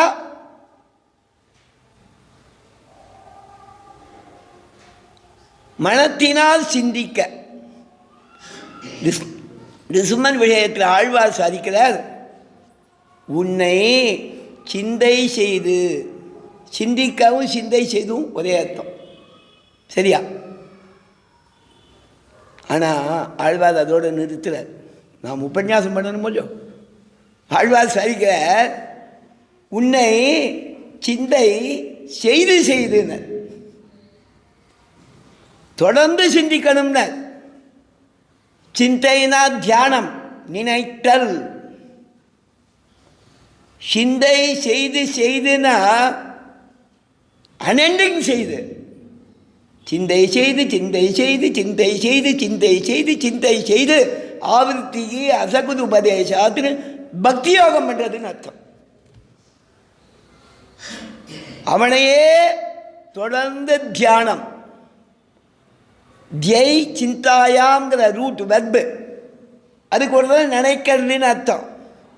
அந்த தியானத்துக்கே ஒரு எக்ஸ்டெண்ட் மீனிங் உண்டு.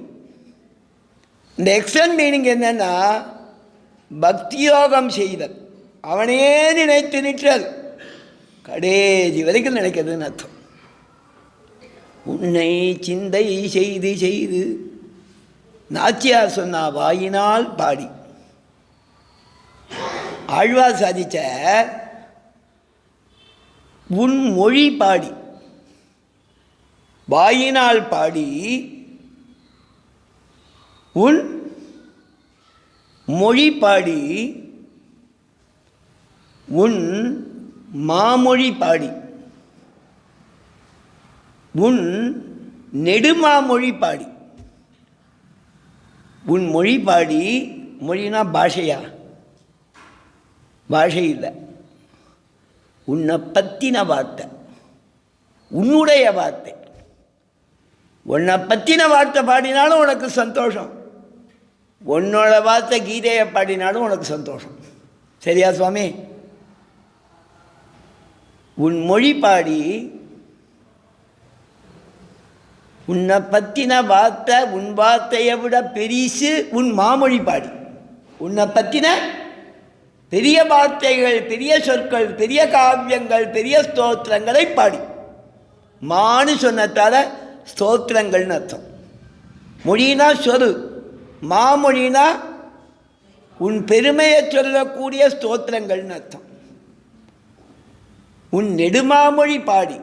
இப்போ பாயினால் பாடிங்கிறத ஆழ்வார் சாய்ச்சிருக்கிறது உன் நெடுமாமொழி பாடி. ஆயிட்டா? பாயினால் பாடி மனத்தினால் சிந்திக்க ஆழ்வார் வேறு வழியில் அதை சொல்லிட்டேன். ஆழ்வார் தொழுது தூவி தொழுது, ஆண்டாள் தொழுது தூவி தொழுது, தூமல தூவி தொழுது சாய்ச்சிருக்கா நாச்சியார். முன்னாடியே ஆழ்வார் என்ன சொல்லியிருக்க, அதை ஒரு சின்ன பதமாக போட்டேன். உன் நெடுமாமொழி இசை பாடி ஆடி. ஆடியை விஸ்தாரப்படுத்துகிற ஆழ்வார். ஏன்னா அவர் அதிகமாக ஆடலை, வாயாடி இருக்கார், ஆடலை. பாசுரங்கள் நிறையா பண்ணியிருக்கார். ஆடுறதை பற்றி அணங்கென ஆடும் எனங்கம் ஆழ்வார் சாய்ச்சது. அணங்கென ஆடும் எனங்கம். பெருமாளே நினச்சிருந்தா என் உடம்பு எழுந்து பிசாசு பிடித்த மாதிரி ஆடும், அவன் ஆவேசித்த மாதிரி ஆடுங்கிறார் இல்லையா? ஆழ்வார் சொல்கிற ஆட்டங்கள், ஆடி ஆடி அகம் கதைந்து இசை பாடி பாடி கண்ணீர் மல்கி எங்கும் நாடி நாடினர் வென்று பாடி பாடு மெய்வானுதலே ஆடி ஆடி இல்லையா? அதை ஒரு இடத்துல சாதிச்சிருக்கார். நிறைந்து நைந்து உள்கரைந்துருகி மயோர் பலரும் முனிவரும் புழைந்த கண்ணி நீர் சாந்தம் புகையோடேந்தி வணங்கினாள். அது ஒரு இடத்துல. மெய்மாம்பூம் பொழில் பொய்கை முதலை சிறைப்பட்டு நின்ற கைமாவுக்கருள் செய்த கார்மிகில் போல் வண்ணன் கண்ணன் என்மானை சொல்லி பாடி எழுந்தும் பலந்தும் துள்ளாதார். ஆடிங்கத்தை விஸ்தாரப்படுத்துகிறாருங்க. எழுந்தும் பலந்தும் துள்ளாதார் தம்மாள் கர்மம் சொல்லி தன்கடல் வட்ட துள்ளீரே. அதுதான் அணங்கன ஆடுமெனங்க. சரிதானா? டான்ஸு பரதநாட்டியம். எழுந்தும் பலந்தும் துள்ளுறது கிடையாது. அது அணங்கன ஆடுமெனங்கம்ல பிசாஜு வந்த மாதிரி ஆடினா எழுந்தும் பலந்தும் துள்ளாத. தன்கடல் வட்டத்துள்ளாதை தமக்கிரையா தெரிந்துண்ணும் திங்கழற்கால் அசுரர்க்கு தீமை செய்யும் பிரானை பண்கள் தலை கொள்ள பாடி பறந்தும் குடித்து உழலாதார். பறந்து பாடணும்ன அது எந்த டான்ஸ் ஆகும் சுவாமி? சீக்ஸ் மாதிரி டான்ஸ் ஆடணும். சினிமாவில் காமிக்கிறானோ இதுன்னு எங்கேயோ போகிறான் சுவாமி. அது நிஜமாகவே டான்ஸ் ஆடினால இல்லை கேமரா மட்டும் அடித்தா நமக்கு தெரியலை. அது மாதிரி ஆதரவா உண்டு இல்லையா? அதே நம்ம ரேஷ்டம் நர்த்தனம் ஆடுறான், கிருஷ்ண சைத்தன்யர் பக்தி மார்க்கம் எல்லாம் நர்த்தனம் ஆடிதானே ரசிக்கிறா. அவள் தான் நம்மளை பார்த்து பரிகாரம் பண்ணுறா. என்ன பக்தி உங்களுக்கு? எங்களை மாதிரி பண்ணலையேங்கிறான் இல்லையா? அவள் ஆடும்போது நம்ம உடம்பு துடிக்கிறது. எழுந்தாடினா எல்லாரும் பரிகாரம் பண்ணுவான்னு உட்காந்து விடுறோம். அப்போ அவளை விட நமக்கு பக்தி குறைவாக இருக்கே. அந்த மாதிரி ஆடுறவன் அடுத்தவா என்ன நினைப்பான்னு கவலைப்பட மாட்டானே. நமக்கு தோன்றது பற்றியல கொஞ்சம் ஒரு குட்டு தான். உத்தமூர் சுவாமி சாதிச்சிருக்க சதா நாம சங்கீர்த்தனம்ங்கிறது ஸ்ரீவைஷ்ணவர்களுக்கு துவயானுசந்தானம்னு எழுதியிருக்கு. அதாவது சாம்பிரதாயிகமான நாம சங்கீர்த்தனம்ங்கிறது துவய அனுசந்தானம்.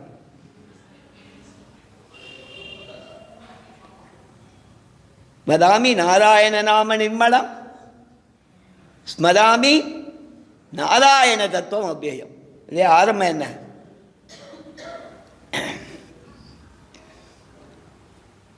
பஜாமி நாராயண ரூபம் அவ்யயம் இல்லையா? இந்த மாதிரி பதாமி நாராயண நாம நிர்மலம் ஸ்மராமி நாராயண. இந்த மாதிரி ரீதியில் ஆழ்வார் சாதிச்சார்.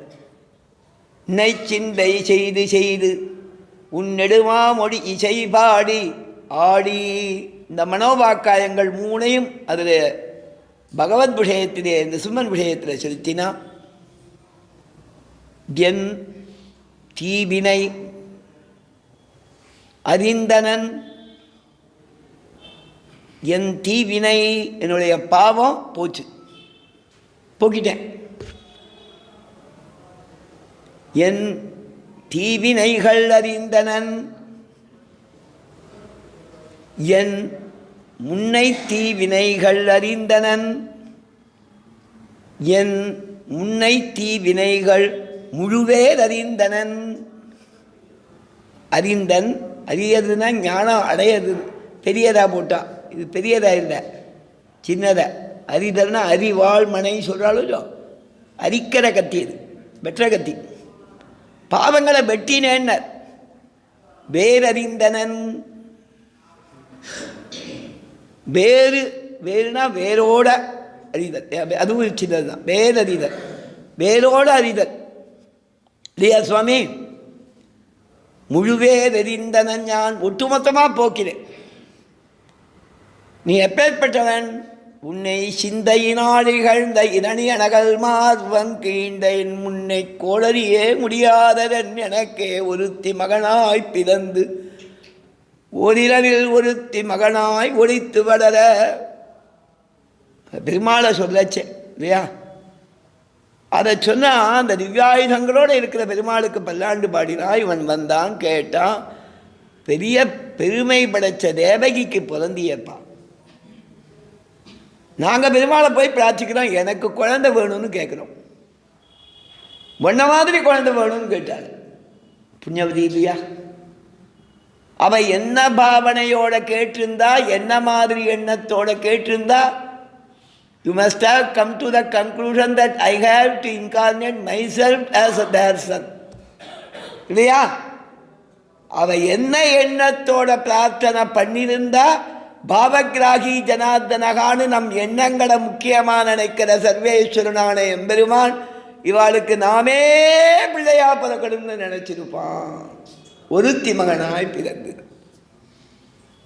அதே ராத்திரி வியாக்கியானம் பண்ணா, அதை போன்ற இரவு முன்னும் பின்னும் இல்லை.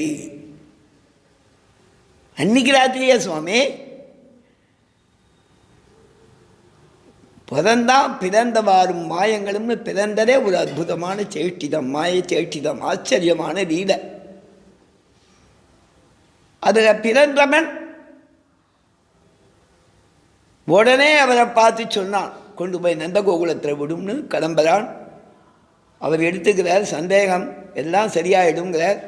எல்லாம் பிரகிருதி வசப்பட்டு இருக்குது, மாயா வசப்பட்டு இருக்குது. பகவத் சங்கல்பத்தால் அவர் பெருமாளை அப்படி ஏட பண்ணிட்டு போகிறார். மேலே ஆதிசேஷன் குடபிடிக்கிறான். கிரக தேவதைகள் வழிகாமிக்கிறாளாம், தீபம் மாதிரி. கிரக தேவதைகள் வழிகாமிச்சுன்னு வரா. வாசலில் சிறைக்கு காப்பாளர்கள் இருப்பாளே, உபலகல்பம் அச்சேரத ரக்ஷகாக. சிற மாதிரி ஆயிட்டாளாம் சுவாமி. எல்லாரும் சிற காவலாளியெல்லாம் சுவாமி தேசிகன் வர்ணிக்கிறார் யாதவாபிரியத்தை. உபலகல்பம் அச்சேரத ரக்ஷகாக. அவர் கையில் விலங்கு இருந்தது, ஆழ்வார் சாய்க்கிறார், அந்த காலில் பெருவிலங்கு தாளபிழம்.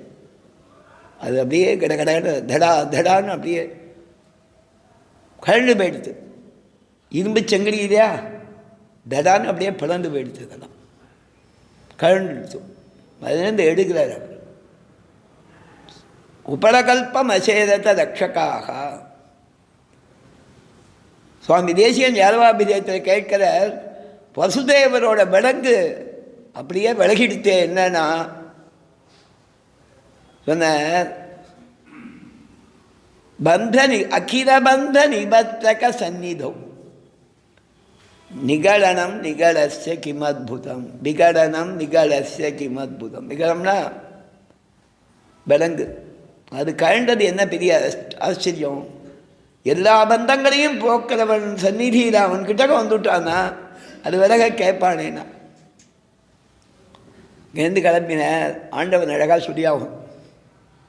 நிறையா சுத்தீவிர காவக்காரா இருக்கா சுவாமி.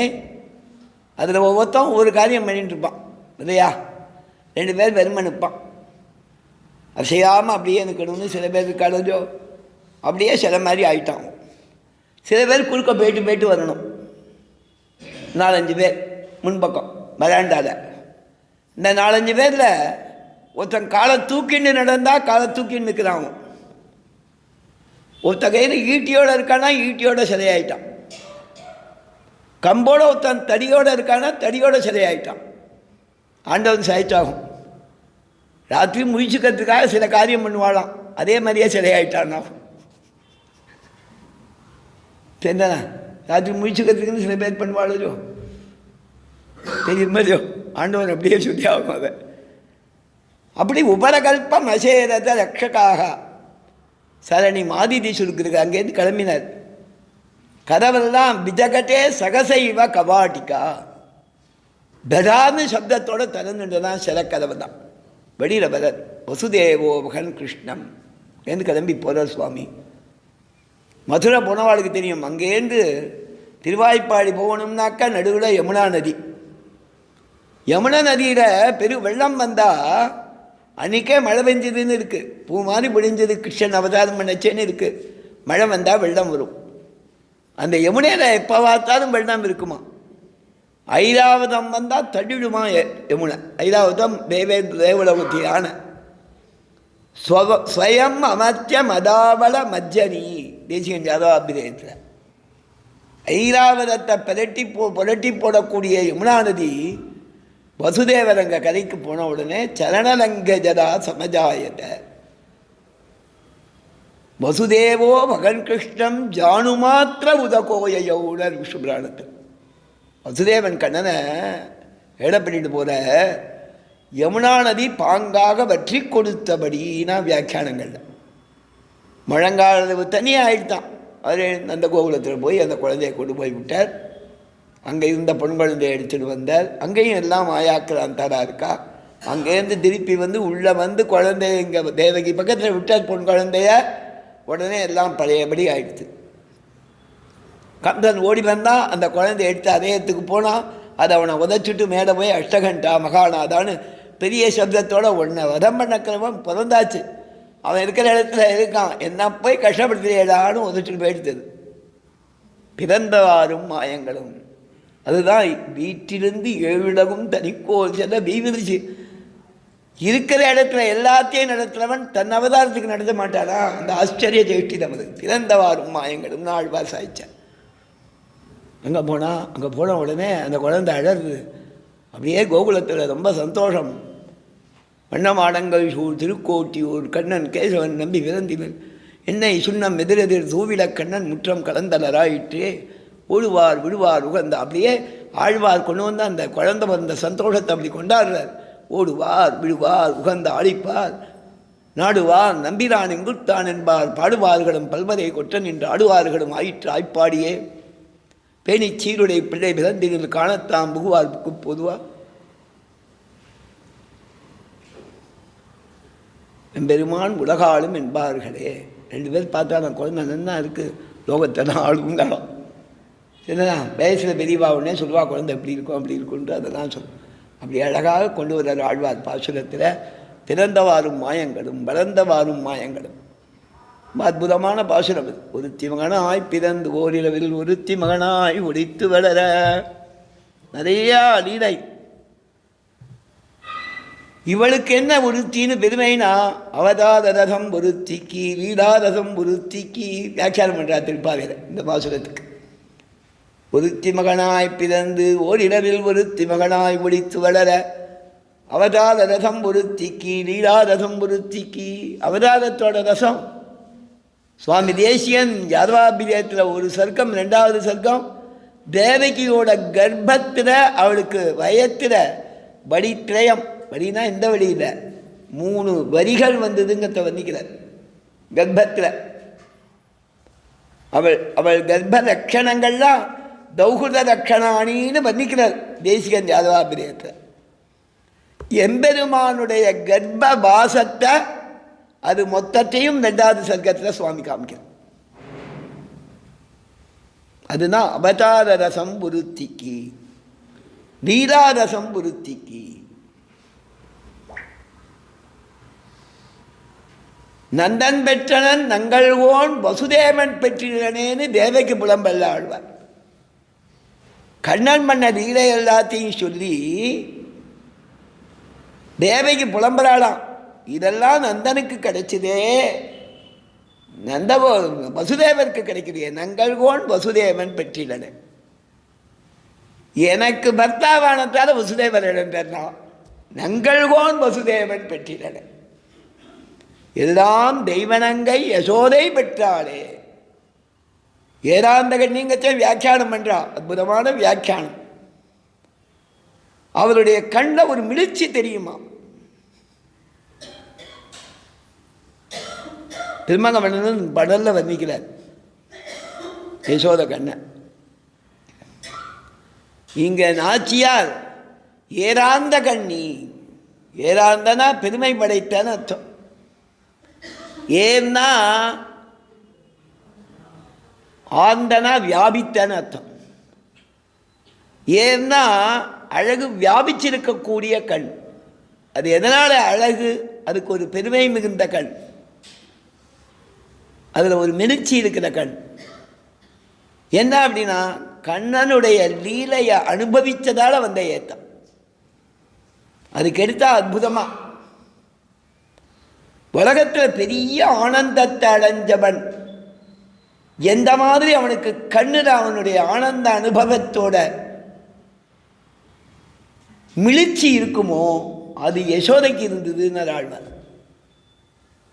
குலசேகர பெருமாள்னு ஞாபகம். என்ன சாதிச்சேன்னா கண்ணனுடைய ஒரு லீலையில் அவருடைய ஒவ்வொரு மூமெண்ட், ஒரு செயலில் பல மூமெண்ட் இருக்கும்போது கண்ணன் வெண்ணையை திருடினர், தாம்பு கொண்டு அடித்தாள் யசோத. அவ தாம்பை கொண்டு வந்து அடிக்க வரும்போது பெருமாள் என்னென்ன மூமெண்ட் காமிச்சார், என்னென்ன அசைவுகள், இதெல்லாத்தையும் பார்த்ததுங்கிறது உலகத்தில் உசந்த ஆனந்தத்தை அடைஞ்ச இன்பம் அது யசோதைக்குத்தான் கிடைச்சிதுன்னு ஆழ்வார். இவை கண்ட யசோதை தொல்லை இன்பத்து இறுதி கண்டாளே. தொல்லை இன்பம்னா ரெண்டு, துஷ்டத்தனத்தோட இன்பம்னு அர்த்தம். ஒரே தொல்லப்படுத்துறதுங்கிறா பாருங்க, அதுன்னு ஒரு அர்த்தம். அங்கே அது அர்த்தம் இல்லை. பெரிய இன்பம் அதனுடைய எக்ஸ்டென்ட் அனுபவிச்சான்னு அர்த்தம். தொல்லை இன்பத்திருதி கண்டார், இந்த அர்த்தம் இல்லை. இதுவும் சேரும். அது குழந்தைகள் தொந்தரவு பண்ணுறது, குழந்தைகள் இம்சை பண்ணுறது ஒரு ஆனந்தம் தானே சுவாமி, இல்லையா? அதே மாதிரி ஆசனே சிசு பீடாச்சன்னு ஒரு வார்த்தை. உட்காண்டா குழந்தைகள் தொந்தரவு பண்ணுறது ஒரு ஆனந்தம். சொல்லச்சே இப்போ பார்த்தாலும் தொந்தரவு பண்ணுறது, ஹிம்சை பண்ணுறதும்பா, ஆனால் அது ஆனந்தமான வார்த்தை. இங்கே தொல்லை இன்பத்தினதின்னு வசந்த ஆனந்தத்தை அனுபவிச்சாள்னர். எத்தனை ஆசை வாழ்வார் அனுபவிக்கிறார் குலசேகர். முழுதும் வெண்ணையளைந்து தொட்டுண்ணும் முகிழ் இளம் சிறு தாமரை கையும். வெண்ணை திருடினர். ஏண்டா திருடின? இதோ பார், திருடவே இல்லைன்னார். மொத்தமாக நக்கிட்டார். சரியா? கையை காமிச்சால் ஒன்றும் இல்லை. நன்னா பாருமா, ஒன்றும் இல்லை. ஆழ்வார் சொல்றார், அவன் திருடறியானா திருடினான். முழுதும் வெண்ணை அலைந்து தொட்டு உண்ணும் கை. சரிதானா? உண்ணும் கை, தொட்டு உண்ணும் சிறுக்கை. வெண்ணை அலைந்து தொட்டுண்ணும் தாமரை, சிறு தாமரை கை. முழுதும் வெண்ணை அலைந்து தொட்டுண்ணும் முகிழிடம் சிறுத்தாமரைக்கை. இந்த ஒவ்வொரு பதத்துக்கும் அன்வைக்கிற மாதிரி ஆழ்வார் பாசல். மயர்வர மதிநடம் அருளப் பெற்ற ஆழ்வார் சொல். அப்போ அவன் எப்படி சாப்பிட்டான்னா, முதல்ல போய் அப்படி எடுத்து சாப்பிட்டான். அதுக்கப்புறம் கீழ் வரைக்கும் எடுத்தான். உடனே கீழே தடவினான். அது வரைக்கும் எடுத்தாச்சுன்னு தெரிஞ்சு கொடுத்து. கை பானையோட அடியை தொட்டுது. சைடெல்லாம் இருக்கு. வெண்ணெய் அடைந்து தொட்டுணும். சுற்றி வர அதை இன்னும் கொஞ்சம் என்ன பண்ணணுன்னா, கையை உள்ள விட்டு இப்படி சுற்றணும். இந்த கீழே எடுத்தால் கூட பெரிய பானையில் மேல் பக்கத்தில் உரத்தில் விட்டின்னு இருக்கும். சரிதானா? இந்த பள்ளமாக இருக்கிறதுல மேலே இருக்கும், அதை எடுக்கணும். இப்போ இது நாக்கு அவ்வளவு தூரம் போகாது. இப்போ என்ன பண்ணுறதுன்னா, அட்லீஸ்ட் மூடி பக்கமாக இருக்கக்கூடியதையாவது கொஞ்சம் அதை நக்கி சாப்பிட வேண்டியது முழுதும். ஏன்னா பானையை பார்த்தா பாக்கி இன்னொருத்தருக்கு இருக்கக்கூடாது. முழுதும் வெண்ணெய் அடைந்து தொட்டுன்னும் முகிழம் சிறு தாமரைக்கையும் ஆழ்வார். அவளுக்கு அது தெரியாது. முகிழம் சிறு தாமரைக்கை, தாமரைக்கையா அழகாக இருக்குன்னு ஆழ்வார். உடனே அவன் என்ன பண்ணான், அதில் பிசுக்கு கையில் இருக்குது. என்ன நக்கினாலும் நக்கிருக்கான்னு தெரியாது. அப்போ ஏற்கனவே சாப்பிட்ருக்கான், கன்ஃபார்ம் ஆயிடுத்து. தாம்பு எடுத்துன்னு வந்தான். ஆழ்வார் சாதிக்கிறார், அந்த தாம்புக்கு பெரிய பெருமை, பெருமாளோட திருமேனி சம்பந்தம் வரப்போகுது. எழில்கொள் தாம்புன்னு. இன்னொன்று, அந்த தாம்பு என்ன பண்ணித்தான், பெருமாளுக்கு நாம் ஒரு கைங்கரியம் பண்ணணும்னு நினச்சிதான். 2 அடி தாம்பு கயிறு பெருமாளை கட்ட போச்சேன்னு தன்னை சுருக்கின்னு விடுத்தான். கட்ட முடியலை. அழுத்த கயிறு வந்து அதுவும் சுருங்காது. பெருமாள் சங்கல்பிச்சாப்புறம் தான் அது கட்டுற அளவுக்கு நீளமாச்சு. அதை சொன்னார் ஆழ்வார். எழில்கொள் தாம்பு கொண்டு அடிக்கிறாவ. அடிக்கணும் இல்லையோ, இன்னும் அடிக்கலை. அடிக்கிறதுக்கு முன்னாலேயே அடிப்பதற்கு எழுகு நிலை. ஐயோ அம்மானாம். அதை பார்க்கணுன்னா ஒரு இடம் இருக்குது, ஆனால் பார்க்க முடியாது. எங்கே இருக்குன்னாக்கா, திருப்பதியில் துவாரபாலகாலோட நம்மளை அனுப்பிச்சி விட்றான். இந்த துவாரபாலகாலை தாண்டி போகச்சே முதல் தூண்டியோ 2வது தூண்டியோ நம்ம பக்கம் ப்ரொஜெக்டடாக ஒரு சில்பத்தில் அந்த கண்ணன் யசோத தாம்பு அவர் அப்படி நிற்கிறார். அப்படி நிற்கிறத அந்த சிற்பி அழகாக மேதையும் முகம் போட்டிருக்கான், கீழேயும் முகம் போட்டிருக்கான். அந்த பயப்படுற அந்த பாவனை கொஞ்சம் மூமெண்ட் மாதிரி அது ஏதோ ஒரு ரேகை காமிச்சிருக்கான். அவ்வளோதான் எனக்கு ஞாபகம், முழுக்க வர்ணிக்க முடியலை. சப்தகிரியில் போட்டால் போடலாம், வா போடலை. அதை ஆழ்வார் சாதிக்கிறார். எழில்கொள் தாம்பு கொண்டு அடிப்பதற்கு எழுகு நிலையும். இப்போ ஃபஸ்ட்டு ஸ்டெப் பார்த்தா, அடுத்த ஸ்டெப் பார்த்தா எழுகு நிலை, பயப்படுற. உடனே கையில் இல்லை, மொத்தமும் நக்கிட்டார். அப்போ இவ்வளோ பெரிய கண்ணாடி எல்லாம் வரல. அந்த ரூமில் கண்ணாடி இல்லை, அவர் திருடி சாப்பிட்ட இடத்துல. அதனால வாயில் ஒட்டின்னு இருக்கிறது தெரியலை அவளுக்கு, அவருக்கு தெரியலை, அவளுக்கு தெரியுது. அதை சொல்கிறார் ஆழ்வார். வெண் தயிர் தோய்ந்த செவ்வாய். இவர் அது மட்டும் சாப்பிடல, எல்லாம் சாப்பிட்ருக்கார். இந்த தயிர் அந்த செவ்வாயில் படிஞ்சிருக்கு. வெண் தயிர் தோய்ந்த செவ்வாயும் அது இருக்குது. ஆழ்வார் பாசுரத்துலேருந்து சுத்தீவரை இருக்குது, அதுவும் இவர் மடித்து சாப்பிட்ருக்கார். அதனால் செவ்வாய் தெரியறது, சுத்தீவர வெண் தயிர் தோய்ந்த செவ்வாய். அதுக்கப்புறம் அந்த அழற படுத்த ஸ்டெப்பு வாயில் இருக்குது, கையில் பிசுக்கு இருக்குது. அதனால் தீர்மானமாக அடிக்கிறது ஓங்கலா. அப்போ அவர் அழ ஆரம்பிக்கிறார். அழுகையும் திருப்பி இன்னும் கொஞ்சம் அதிகமாக பயப்படுறார். அதுக்கு ஒதுங்குறார் எழுகு நிலை. இப்போ 5 நோக்கு மண் நோக்கு, அழற நோக்கு. 5 நோக்கு மண் நோக்கும்னு அந்த அழற கண்ணோட சேவை ஸ்பெஷலுங்கிறார் ஆழ்வார். 5 நோக்கும் அந்நோக்கும்னர். நோக்கும் அந்நோக்கும், அழகான நோக்கு அது. 5 நோக்கும் அந்நோக்கும் தொழுகையும். அப்போ தான் கை கூப்பிடாது பெருமாள். விட்டுருமா விட்டுருமா, இனிமேல் திருடலாமாங்கிற. தொழுகையும் இவை கண்ட யசோதை தொல்லை இன்பத்திற்கு கண்டாளேன. அவதாரரசம் ஒருத்திக்கு லீலாரசம் ஒருத்திக்கு. இதேரா மண் சாட்டியோட தான் வாயை திறந்து காமிச்சது, உலகத்தை காமிச்சது. சரிதானா? கொஞ்ச நாள் ஆகி அவர் தொட்டிலில் போட்டிருக்கா, தொட்டிலில் எழுந்து நிற்கிறார், சைடை பிடிச்சிண்டு.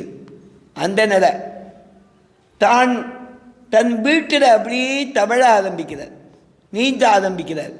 பக்கத்தில் இருக்கிற தூணை பிடிச்சி நிற்க ஆரம்பிக்கிறார், 2 அடி நடக்க ஆரம்பிக்கிறார்.